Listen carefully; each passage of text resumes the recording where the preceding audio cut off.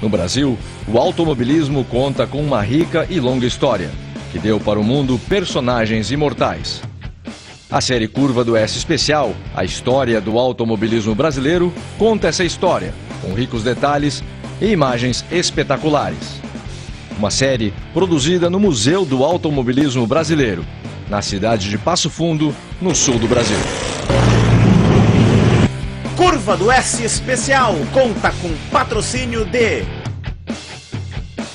Banrisul. Quem tem Banrisul tem tudo. Apoio Conrad Caminhões, o maior distribuidor Ford caminhões da América Latina. Alô, caros amigos do Speed. Está no ar mais um capítulo da série Curva do S Especial, a história do automobilismo brasileiro. Hoje vamos falar das competições dos anos 50 e 60, duas décadas que basicamente impulsionaram os nossos pilotos para o sucesso mundial.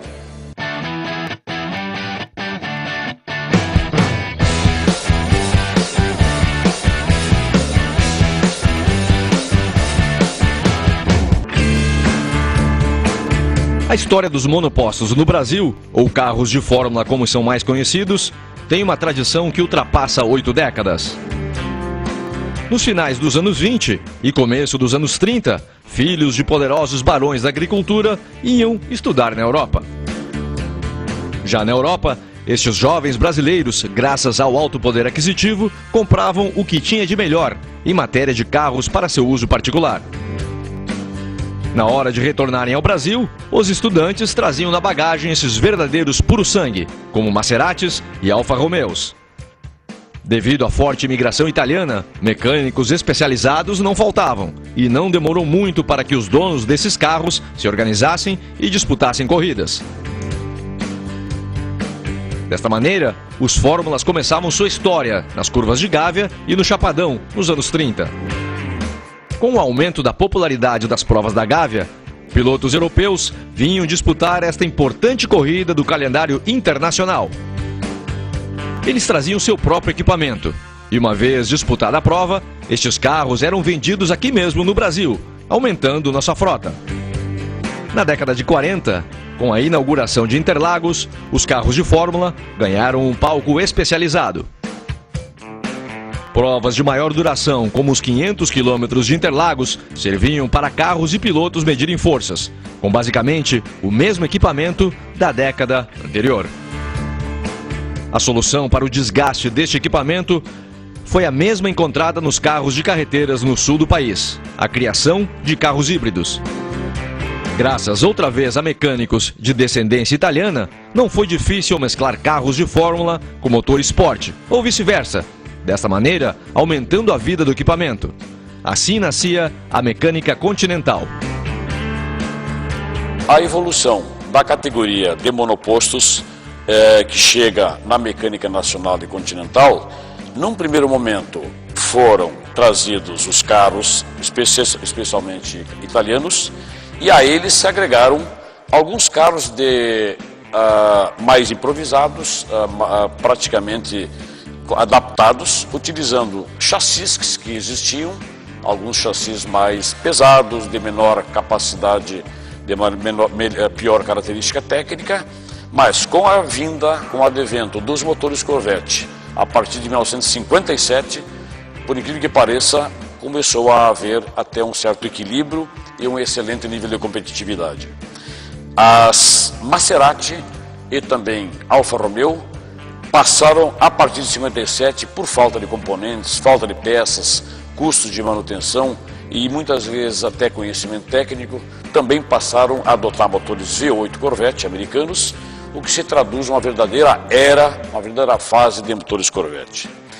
Este carro, por exemplo, que nós temos aqui, foi de Dinho Bonotti, de Guarulhos, do estado de São Paulo. É um chassi Chevrolet 1934, completamente aliviado, utilizando um motor Corvette similar e muitas vezes o mesmo de uma carreteira que corria com essa motorização.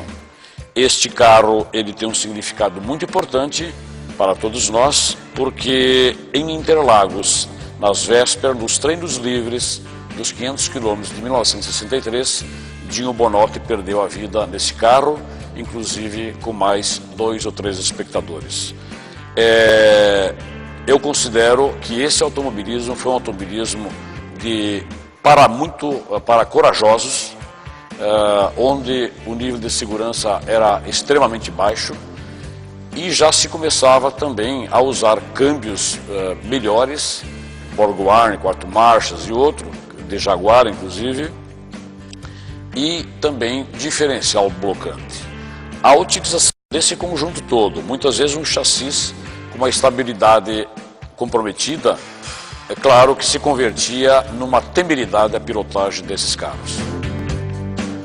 Já na década de 50, com a chegada de motores Corvette V8, as provas de monopostos ganham força e velocidade. Foi nessa época que começa a aparecer o trabalho de Tony Bianco. A minha primeira experiência em Interlagos foi com Ciro Caires. Ciro Caires foi o primeiro piloto, primeiro homem que andou com o meu carro de corrida, primeiro carro que eu criei.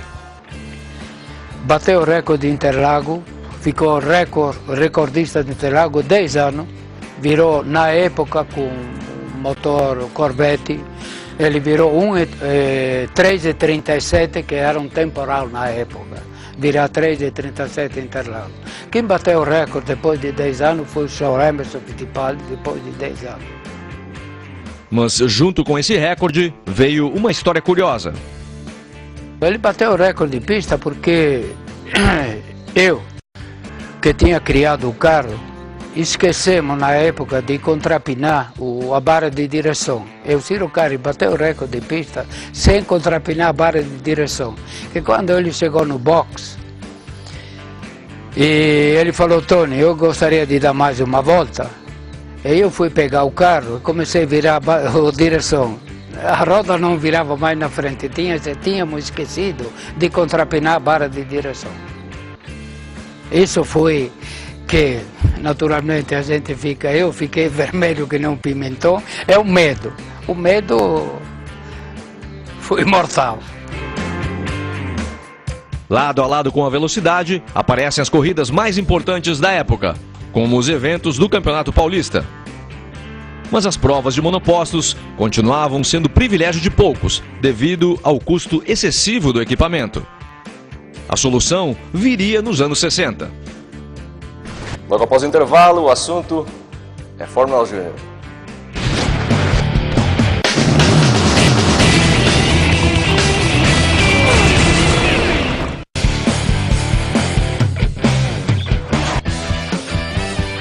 Com o crescimento da Fórmula Júnior na Europa, inclusive já com a participação de alguns brasileiros, 2 monstros sagrados do nosso automobilismo uniram forças.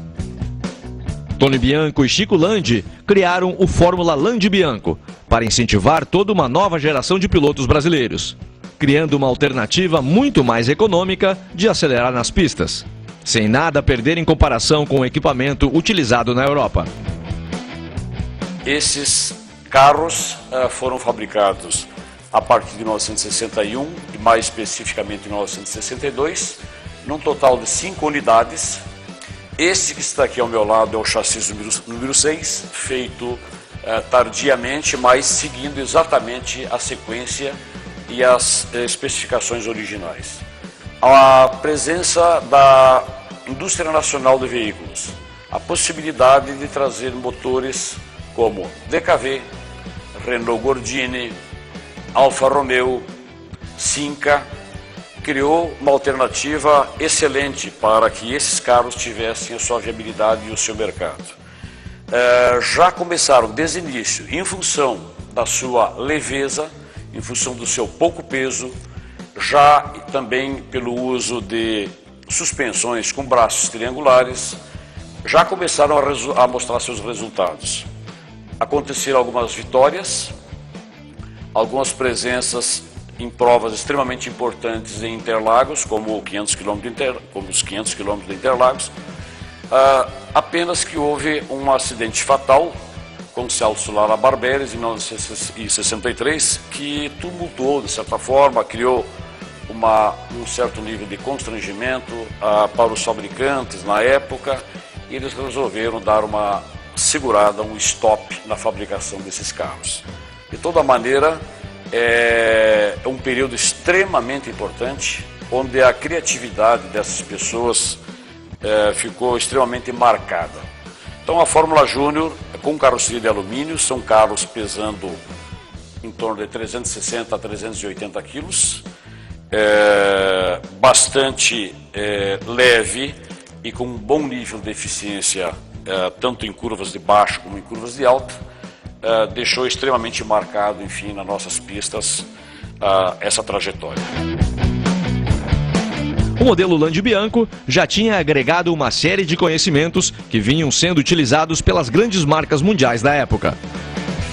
Tanto foi assim que o próprio Chico Lande chegou a admitir que teve que readaptar seu estilo de correr, pois esses carros eram bem mais leves e com uma melhor distribuição de peso. Conceitualmente, o Bianco, esse carro aqui, uma verdadeira obra de arte de Tony Bianco, é absolutamente idêntico a esse carro, que é a estreia de Rubens Barrichello na Fórmula Ford. Por que se diz isso? O conceito do automóvel permanece no seu limite máximo de eficiência no aspecto engenharia. Posição de piloto, posição de tanque, posição de motor, posição de câmbio. A suspensão triangular deste carro, o conceito é idêntico aos mesmos triângulos, suspensão, distribuição, funcionamento, geometria deste carro. Assim como a posição de pilotagem confortável em função da velocidade e os primeiros aspectos de segurança, tanto ativa como passiva, que é a posição de pilotagem. Esse é um carro largo, no qual o piloto fica totalmente exposto, preso já por cinto de segurança, com o câmbio próximo de sua mão.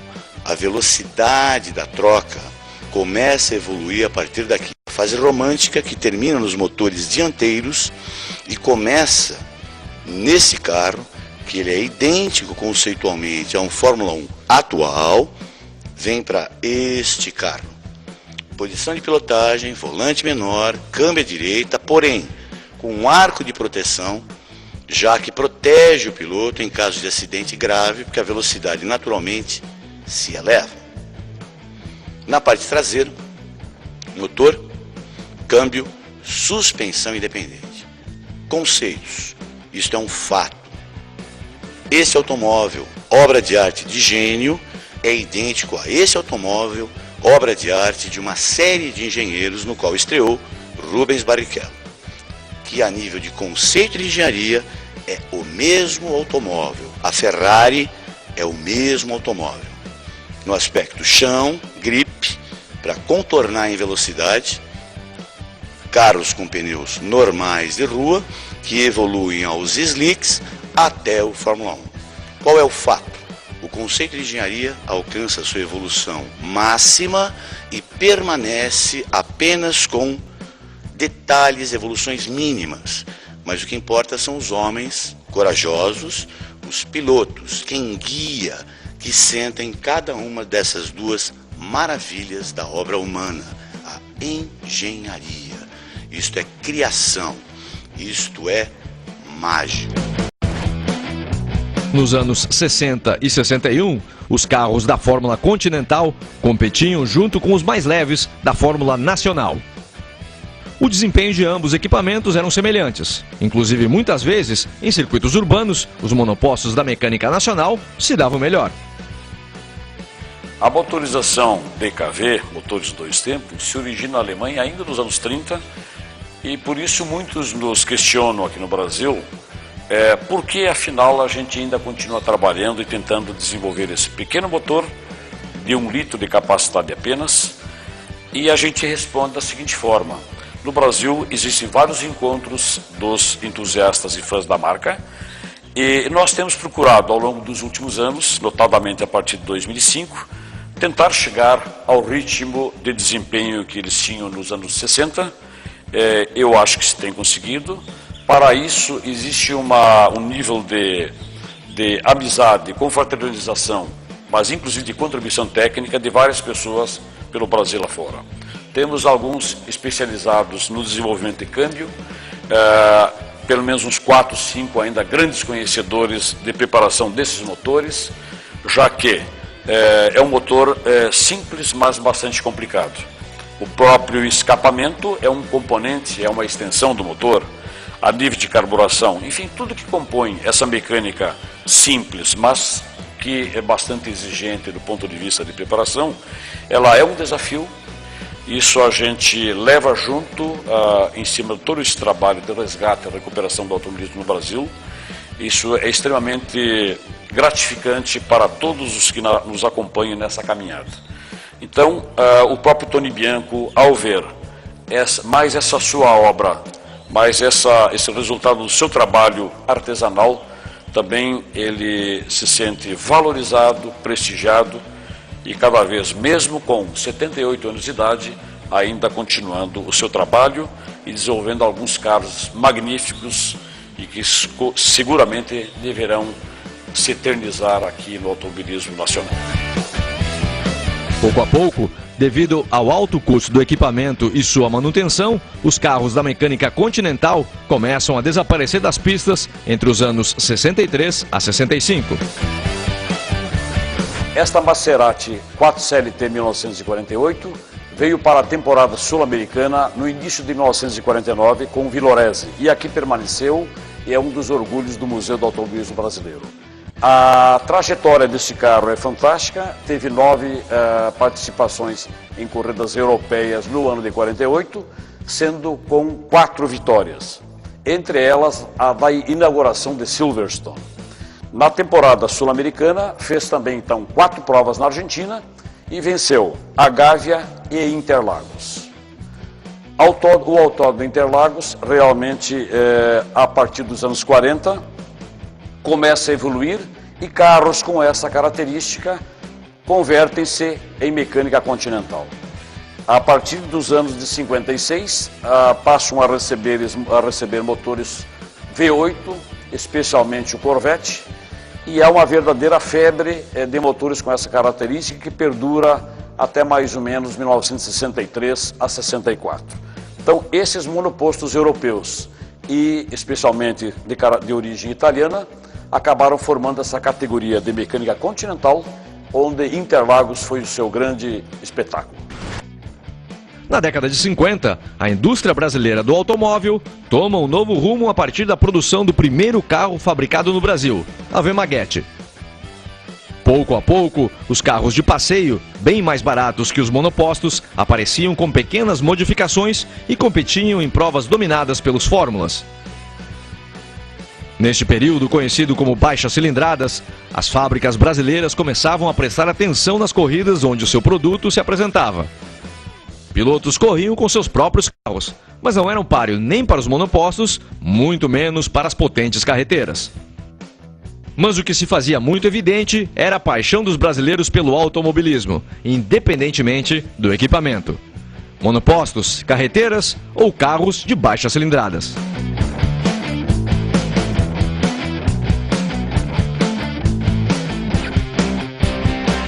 Logo após o intervalo, a história da corrida que marcou a inauguração de Brasília.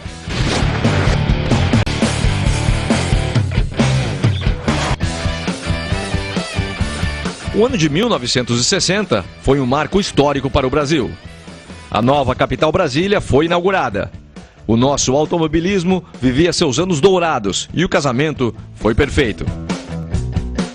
Na América do Sul, o automobilismo nos anos 50 e até o início dos anos 60 tinha um respaldo visível e reconhecido dos governos de cada um dos países, tanto na Argentina, um pouco no Uruguai e também no Brasil. Chico Landi recebeu carros, seja através das confederações, enfim, do Automóvel do Brasil. A Argentina também existe toda uma trajetória muito interessante a respeito desse apoio oficial.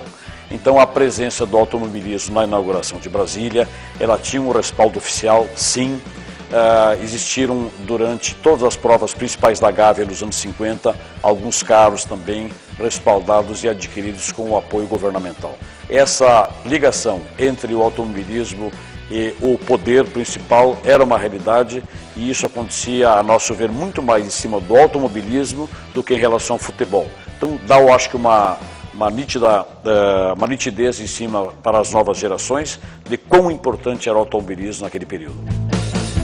Competidores vieram de longe para participarem das festividades de inauguração. A transferência da capital brasileira do Rio de Janeiro para Brasília foi um fenômeno, foi objeto de muita discussão e celeuma nos anos 50. As obras em Brasília foram tocadas no ritmo frenético pela presidência de então, Juscelino Kubitschek, e nada mais do que importante naquela ocasião, em 1960, que dentro da programação da inauguração tivesse algumas corridas de automóveis. Foram correr em Brasília, em 1960, as principais categorias de então, como sendo a Sport, com várias e várias Maserati, Ferrari, algumas Alfa Romeos, e também a iniciante fábrica e carros nacionais.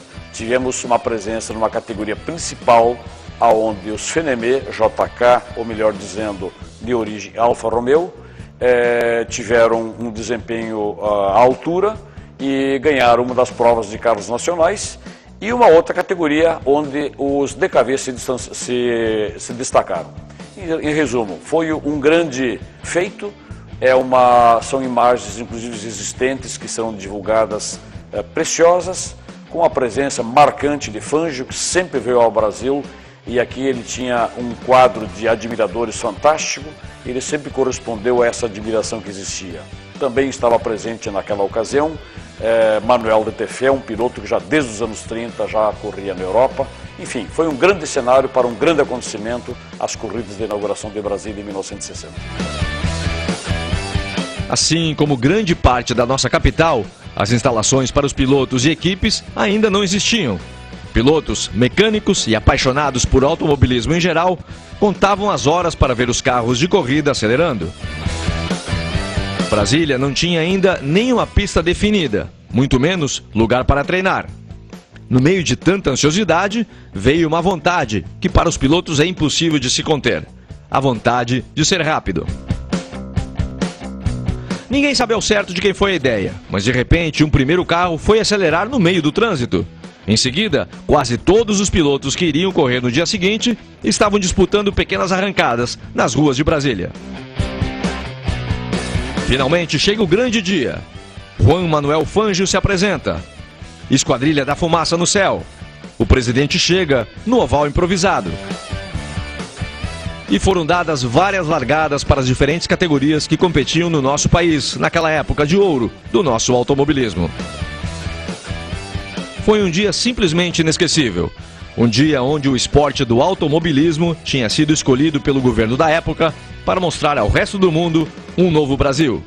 Um dia onde todas as categorias se encontraram e mostraram juntas dois fatos conhecidos por todos nós: nosso grande amor pelo automobilismo e o talento de nossos pilotos.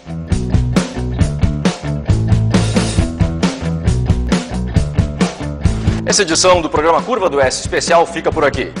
No próximo programa, a gente fala sobre as 1000 milhas e as equipes de competições.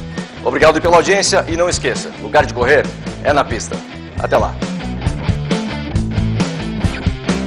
Realmente as 1000 milhas, eu sempre me dei muita sorte nas 1000 milhas. E era uma corrida que eu gostava bastante. Quando se fala em Chicolândia, nós temos que como se diz, tirar o chapéu. Claro, imortal mesmo, porque o cara que ganha um negócio desse aqui no Brasil é que nem o cara ganha as 500 milhas de Indianápolis. E para nós isso aqui era fantástico. Curva do S Especial conta com patrocínio de Banrisul. Quem tem Banrisul tem tudo. Apoio Conrad Caminhões, o maior distribuidor Ford caminhões da América Latina.